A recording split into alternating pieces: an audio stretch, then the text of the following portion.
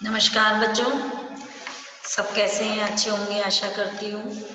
आज हम हिंदी का पाठ 7 क्या निराशा हुआ जाए, क्या निराश हुआ जाए। तो सबसे पहले तो पाठ में ही हमें से एक प्रश्न पूछा जा रहा है कि क्या निराश हुआ जाए, मतलब हमें उदास रहना चाहिए, हमें नकारात्मक दृष्टिकोण जो है अपना कर रखना चाहिए, ऐसा क्या कुछ होना चाहिए।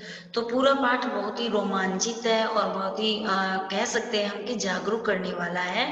हजारी प्रसाद द्विवेदी जो हैं, इसके लेखक जो हैं, उन्होंने पूरे पाठ के माध्यम से यह बताया कि हमें क्या निराश होना चाहिए या नहीं होना चाहिए। तो देखिए, मेरा मन कभी कभी बैठ जाता है, समाचार पत्रों में ठगी, डकैती, चोरी, तस्करी और भ्रष्टाचार के समाचार भरे रहते हैं।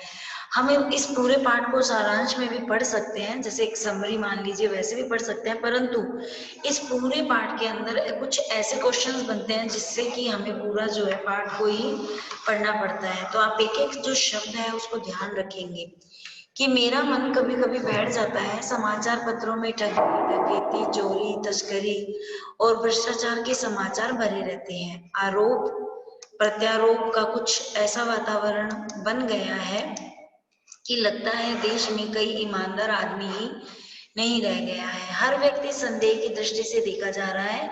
जो जितने ही ऊंचे पद पर है उनमें उतने ही अधिक दोष दिखाए जाते हैं। तो इस पूरे पैरे को पढ़कर हमें ये तो बात समझ में आ चुकी है कि वर्तमान में ऐसा समय है कि कह सकते हैं हम दिखावे का समय। हम जितना अपने आप को ऊंचा दिखाएंगे, जितना हम शो ऑफ करेंगे, उतनी ज्यादा जो है हमारी पूछ परख होगी, है ना। तो यहाँ पर यही बात कही गई है। एक बहुत बड़े आदमी ने मुझसे एक बार कहा था, यहाँ पे एक बहुत बड़े आदमी ने मुझसे मुझसे किसके लिए आया यहाँ पे, जो इस पाठ के लेखक है हजारी प्रसाद द्विवेदी। उन्होंने कहा था कि इस समय सुखी वही है जो कुछ नहीं करता। जो कुछ भी करेगा उसमें लोग दोष खोजने लगेंगे, उसके सारे गुण भुला दिए जाएंगे और दोषों को बढ़ा चढ़ा कर दिखाया जाने लगेगा। दोष किसमें नहीं होते, यही कारण है कि हर आदमी दोषी अधिक दिख रहा है, गुणी कमियां बिल्कुल ही नहीं। स्थिति अगर ऐसी है तो निश्चय ही चिंता का विषय है। तो वही बात हुई कि अगर हम किसी व्यक्ति का एक दोष जब पकड़ लेते हैं, तो इस दोष को, चाहे वो दोष कितना भी छोटा हो, परंतु हम उसको इतना बढ़ा चढ़ा देते हैं कि स्थिति ऐसी आ जाती है कि वो एक चिंता का विषय हो जाता है और ऐसे लगता है कि उसमें गुण नाम की तो कोई चीज ही नहीं है। क्या यही भारतवर्ष है जिसका सपना तिलक और गांधी ने देखा था? रविंद्र, यहाँ पर एक दुख की बात है कि क्या यही वो भारत है जिसका सपना तिलक और गांधी ने देखा था? रविंद्रनाथ ठाकुर और मदन मोहन मालवीय का महान संस्कृति सभ्य भारतवर्ष इस अतीत के गहवर में डूब गया है। तो मदन मोहन मालवीय, रविंद्रनाथ ठाकुर, जितने भी हमारे क्रांतिकारी हुए, हमारे देश को जिन्होंने आजाद करवाया, उन सबकी जो महान संस्कृति थी, जो सभ्य भारत था, क्या वो अतीत के, मतलब वो डूब चुका है? अब ऐसा कुछ भी नहीं रहा है। आर्य और द्रविड़, हिंदू और मुसलमान, यूरोपीय और भारतीय आदर्शों की जो मिलन भूमि, मानव महासमुद्र क्या सूख ही गया है। तो ये हमारी हमेशा से जो है विशेषता रही है, वसुदेव कुटुंबकम, है ना, कि ये जो पूरी पृथ्वी है वो हमारा एक परिवार है। तो वैसे ही आर्य, द्रविड़, हिंदू, मुसलमान, यूरोपीय, भारतीय, इन सबके जो आदर्श थे, उनकी जो मिलन भूमि थी, वो मानव महासमुद्र क्या सूख ही गया। मेरा मन कहता है ऐसा हो नहीं सकता। यहाँ पर जो हमारे लेखक हैं वो कहते हैं कि मेरा मन ऐसा कहता है कि ऐसा नहीं हो सकता। हमारे महान मनीषियों, मनीषियों मतलब जो विद्वान होते हैं, उनके सपनों का भारत है और यह रहेगा। तो हमारे जितने भी विद्वान हैं, जितने भी हमारे संस्कारी सभ्य हम कह सकते हैं, जो क्रांतिकारी हुए, उन सबका ये जो भारत है वो सपनों का भारत है और रहेगा। तो यहाँ पर लेखक जो है वो आत्मविश्वास की बात कर रहा है कि हम अगर हार गए, हम अगर थक गए, अगर हम चिंता में इन बातों को भुला दिया कि यह जो हमारा भारत है वो एक महासमुद्र है, क्या ये सूख सकता है? नहीं, ये नहीं सूख सकता, क्योंकि ये मनुष्यों के सपनों का भारत है। यह सही है कि इन दिनों कुछ ऐसा माहौल बना है कि ईमानदारी से मेहनत करके जीविका चलाने वाले निरीह और भोले भाले श्रमजीवी पीस रही हैं। वास्तविक बात है, हम वर्तमान में भी देख रहे हैं कि जो ईमानदारी से मेहनत करके अपनी जीविका चला रहे हैं और जो इस जीवन को अपनी सादगी से अपने जीवन का व्यतीत कर रहे हैं, वो वास्तव में इस पूरे जितना भी आज के समय में कह सकते हैं भ्रष्टाचार जो हो रहा है उसमें पीसे जा रहे हैं। और जो झूठ फरेब मतलब जो झूठ कर रहे हैं, धोखाधड़ी कर रहे हैं, है ना, इससे जो रोजगार कर रहे हैं, इससे जो अपना काम धंधा कर रहे हैं, वो हमेशा फल फूल रहे हैं। फल फूलना मतलब उन्नति करना, उन्नति कर रहे हैं। ईमानदारी को मूर्खता का पर्याय समझे जाने लगा है। यहाँ पे ईमानदारी को किसका पर्याय समझ जाने लगा है? मूर्खता का। मतलब जो लोग ईमानदार है वो तो क्या है? मूर्ख है, ऐसा माना जाने लगा है। सच्चाई केवल भीरू और बेबस लोगों के हिस्से पड़ी है। भीरू माने डरपोक। और ऐसा लगता है कि जो लोग सच बोलते हैं, जो लोग ईमानदार हैं, वो तो क्या है? डरपोक है, वो बेबस है, वो कुछ कर नहीं सकते, उनके पास कोई सहारा नहीं है, ऐसा लोगों का मानना है। ऐसी स्थिति में जीवन के महान मूल्यों के बारे में लोगों की आस्था ही हिलने लगी है। अब लोगों को लोग ये मानने लगे हैं कि अगर हम जितना बुरा करेंगे उतना ही हम फले फूलेंगे, और जितना हम ईमानदारी से चलेंगे उतना ही हमारा नुकसान होगा। तो इस प्रकार से एक आस्था पर भी ठेस पहुंचने लगा है। और ऐसा लेखक इसलिए कह रहे हैं कि अपनी बातों से तो वो कह ही रहे हैं, अपनी काव्य रचना से तो ये बात कह ही रहे हैं, परंतु भारत में कहीं पर भी वर्तमान में यही स्थिति है। भारतवर्ष ने कभी भी भौतिक वस्तुओं के संग्रह को बहुत अधिक महत्व नहीं दिया है। उसकी दृष्टि से मनुष्य के भीतर जो महान आंतरिक गुण स्थिर भाव से बैठा हुआ है, वही चरम और परम है। देखो कितनी अच्छी बात बताई इन लाइनों पंक्तियों में कि हमने कभी भी भारतवर्ष में कभी भी हमने भौतिक वस्तुओं को कभी संग्रह नहीं किया, क्योंकि हमें क्या लगता है, भारतीयों को क्या लगता है कि मनुष्य के भीतर जो महान अंदर जो गुण है, आंतरिक गुण मतलब जो आत्मा के अंदर जो स्थिर भाव से गुण बैठे हुए हैं, वही चरम और परम है। चरम मतलब लंबे समय तक, और परम मतलब जिसकी कोई सीमा ही नहीं है। ऐसे लोभ मोह काम क्रोध आदि विचार मनुष्य में स्वाभाविक रूप से विद्यमान रहते हैं।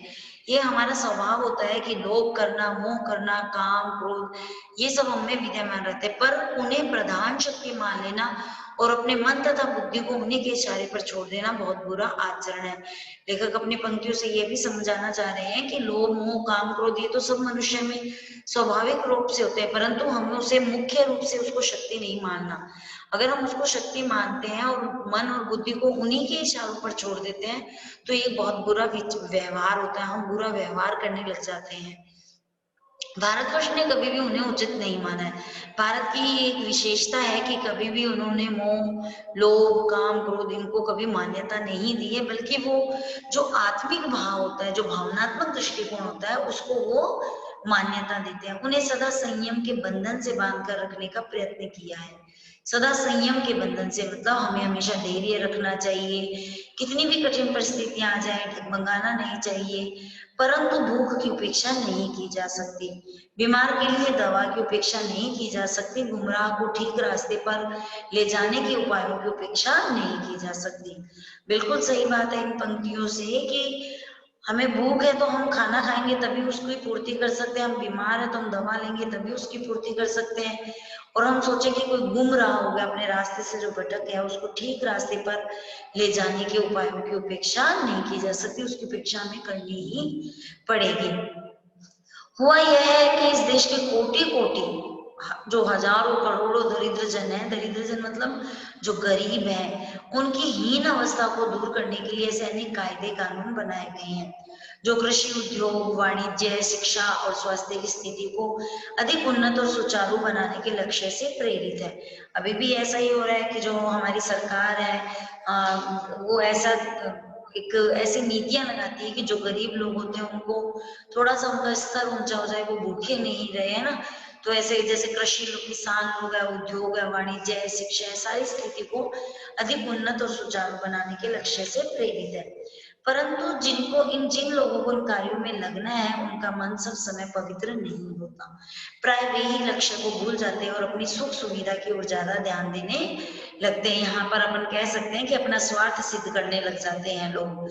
होता है ना कि बड़े बड़े ऑफिसर्स जो होते हैं वो अपना इतना पैसा आता है उनके पास, फिर भी वो रिश्वत लेते हैं। क्यों रिश्वत लेते हैं? क्योंकि उनकी जो सुख सुविधा है वो उनके ऊपर ज्यादा ध्यान देने लग जाते हैं और वो गलत कार्यों को करने लग जाते हैं। अब देखिए, भारतवर्ष सदा कानून को धर्म के रूप में देखता आ रहा है। मानते हैं ना कि कानून ने जो फैसला कर दिया उसको ही अंतिम फैसला मानते, तो एक हम कह सकते हैं कि ईश्वर का एक रूप होते हैं। आज एक कानून और धर्म में अंतर कर दिया गया है। समय ऐसा आ गया है कि कानून को कोई मानता नहीं है। पहले कानून को एक ईश्वर का दर्जा दिया, धर्म माना गया था, परंतु अब इसमें अंतर कर दिया गया। धर्म को धोखा नहीं दिया जा सकता, कानून को धोखा दिया जा सकता है। यही कारण है कि जो लोग धर्म भीरू है वे कानून की त्रुटियों से लाभ उठाने में संकोच नहीं करते। धर्म भीरू जो धर्म से डरते हैं वे कानून की जो गलतियां उनके लाभ उठाने में संकोच नहीं करते हैं। इस बात के पर्याप्त प्रमाण खोजे जा सकते हैं कि समाज के ऊपरी वर्ग में चाहे जो भी होता रहा हो, भीतर भीतर भारतवर्ष अब भी यह अनुभव कर रहा है कि धर्म जो है कानून से बड़ी चीज है। अब भी सेवा, ईमानदारी, सच्चाई और आध्यात्मिकता के मूल्य बने हुए हैं। मतलब कहीं ना कहीं हम यह बात कह सकते हैं कि अभी भी लोगों के अंदर सेवा, सब लोग एक जैसे नहीं होते हैं, है ना। अगर सब लोग एक जैसे हो जाएंगे तो हम बिल्कुल ही गर्त की तरफ चले जाएंगे। तो क्या है, आज हम अगर कोरोना जैसी स्थितियों से लड़ रहे हैं तो वो भी क्या है, ये सब हमारे ही फल कर्म है ना। अगर हमने प्रकृति के सब कुछ गलत किया तो हमें भी प्रकृति ने उसका एवज में गलत ही दिया। तो इसलिए अभी भी कुछ लोग हैं जो सेवा, ईमानदारी, सच्चाई और आध्यात्मिकता के मूल्य बने हुए। वे दब अवश्य गए लेकिन नष्ट नहीं हुए। दब कैसे गए, जब किसी चीज का ज्यादा बोलबाला हो जाता है, बुराई का अगर बोलबाला ज्यादा है तो अच्छाई थोड़ा दबने लग जाती है। आज भी वह मनुष्य से प्रेम करता है, महिलाओं का सम्मान करता है, झूठ और चोरी को गलत समझता है, दूसरे को पीड़ा पहुंचाने को पाप समझता है। हर आदमी अपने व्यक्तिगत जीवन में इस बात का अनुभव करता है। समाचार पत्रों में जो भ्रष्टाचार के प्रति इतना आक्रोश है वह यही साबित करता है। देखो यहाँ पर ये जो पंक्तियां आई है ना कि महिलाओं का सम्मान करता है, झूठ चोरी को गलत समझता है, दूसरों को पीड़ा पहुंचाने को पाप समझता है, मतलब यहाँ पर लेखक अपनी जो पंक्तियां हैं उनके माध्यम से यह कहना चाह रहा है कि ये सब चीजें गलत है। जो महिलाओं का सम्मान नहीं करता, जो झूठ और चोरी को सही समझता है, जो दूसरों को पीड़ा और पाप करता है, तो ये सब क्या है, ये सब चीजें गलत है। तो यहाँ पर इन पंक्तियों से हम ये भी समझ सकते हैं कि हमें ऐसा कार्य नहीं करना चाहिए। समाचार पत्रों में जो भ्रष्टाचार के प्रति इतना आक्रोश है, हम ले सकते हैं वर्तमान को। आज आप मीडिया को देख रहे हो, मीडिया किसी तिल का ताड़ बना देती है। आपने अभी जैसे कोरोना चला, या जैसे हम कह सकते हैं कि कोई भी ऐसा भ्रष्टाचार का जो पॉइंट होता है उस पॉइंट को इतना अधिक बढ़ा देते हैं कि जो असली मुद्दा होता है उस मुद्दे को तो भूल ही जाते हैं, और लोग एक दूसरे के प्रति आक्रोशित हो जाते हैं, क्रोधित हो जाते हैं। बस यही सब साबित करता है कि हम ऐसी चीजों को गलत समझते हैं और समाज में उन तत्वों की प्रतिष्ठा कम करना चाहते हैं जो गलत तरीके से धन या मान संग्रह करते हैं। तो ऐसा होता है कि लोग अपने फायदे के लिए क्या कर लेते हैं, लोग अपने फायदे के लिए गलत मानते हैं और धन और मान संग्रह करते हैं। तो ये सब चीजें जो है वो भ्रष्टाचार को फैलाती है। अगर हम इस पाठ के माध्यम से जो आज के समय में चल रहा है, जो हम सबको पता है कि ऐसा होता है, ऐसा हो ही रहा है, हम देखते हैं टीवी में, हम न्यूज देखते हैं, ठीक है, हम सब ये देखते हैं। तो यहाँ पर यही बात कह सकते हैं कि हम ये धन या मान संग्रह करते हैं। अब चलिए, दोषों का पर्दाफाश करना बुरी बात नहीं है। बुराई यह मालूम होती है कि किसी के आचरण के गलत पक्ष को उद्घाटित करके उसमें रस लिया जाता है और दोषोद्घाटन को एकमात्र कर्तव्य मान लिया जाता है। दोषों का पर्दाफाश करना बुरी बात नहीं है। बुराई यह मालूम होती है कि किसी के आचरण के गलत पक्ष को, यहाँ पर इसको यह कहना चाहता है कि हम किसी गलत पक्ष को उद्घाटित करके उसमें रस लिया जाता है। लोग क्या करते हैं, कोई गलत चीज होती है और उसको मीडिया भी इतना बढ़ा देती है कि लोग जो है वो उसका आनंद लेने लग जाते हैं। फिर उसके बाद में क्या होता है कि एकमात्र उसी दोषोद्घाटन को, मतलब जो दोष किए गए हैं उसको वो कर्तव्य मान लेते हैं, और बुराई में रस लेना बुरी बात है। अच्छाई में उतना ही रस लेकर उजागर न करना और भी बुरी बात है। सैकड़ों घटनाएं ऐसी घटित है जिन्हें उजागर करने से लोग जिनमें अच्छाई के प्रति अच्छी भावना जगती है। तो इस पूरे पैराग्राफ से हम ये समझ सकते हैं कि बुराई को बढ़ावा न दे करके हमें अच्छाई को बढ़ावा देना चाहिए, जिससे कि हमारी एक अच्छी भावनाएं जो है वो जग जाती है।